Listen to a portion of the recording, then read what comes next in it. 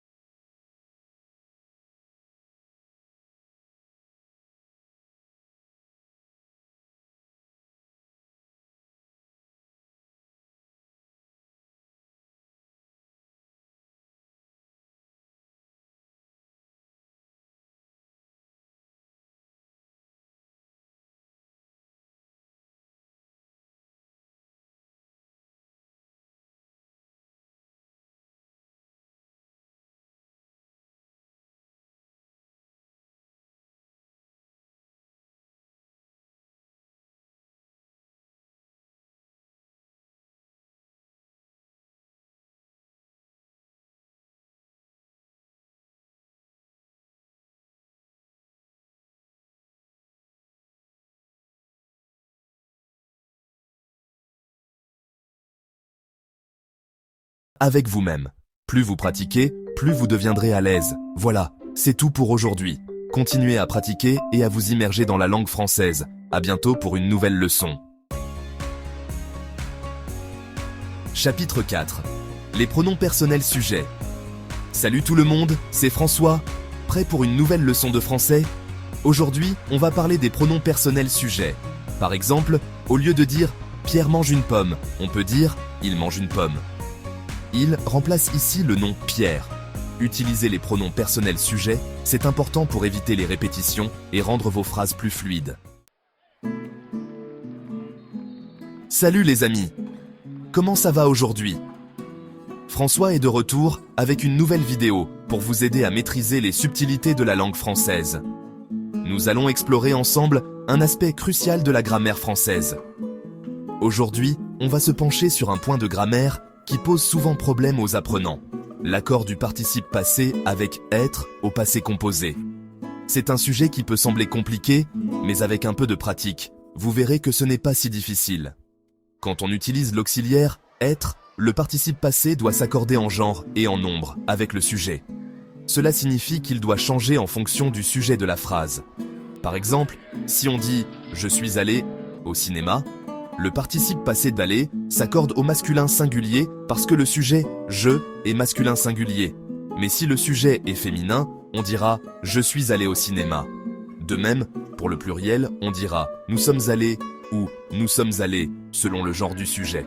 N'oubliez pas que cette règle s'applique à tous les verbes conjugués avec être, comme venir, partir, arriver et bien d'autres.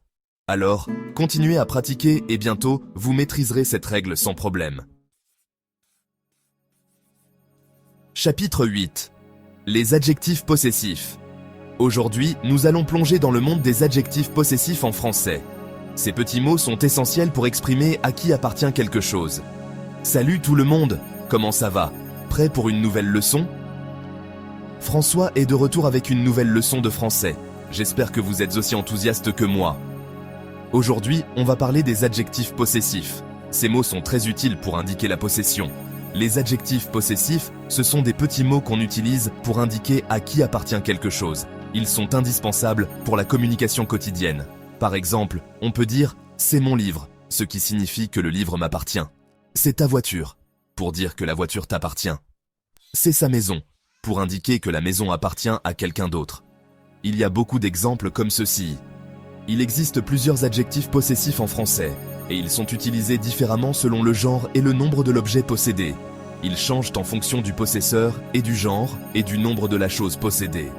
Par exemple, mon est utilisé pour un objet masculin singulier, tandis que ma est pour un objet féminin singulier.